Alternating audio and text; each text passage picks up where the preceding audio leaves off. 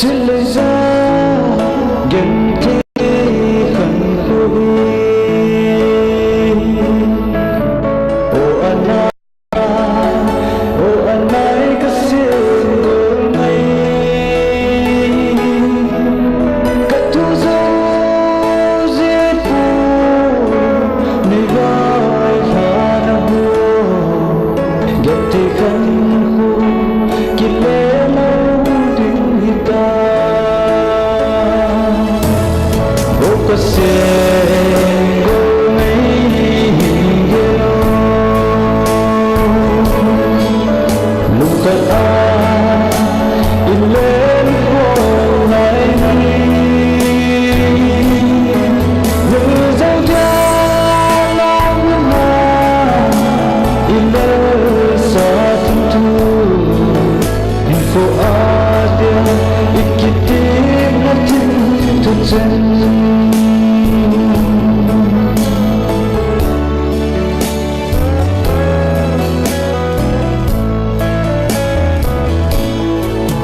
Cảm nhận thấy gì tôi ngày nỗi dừng lên gió băng hung lên gió bên xa lưng nó cao qua liền đắm ngồi anh sẽ lại nào bóng tiếng cánh hoa nghe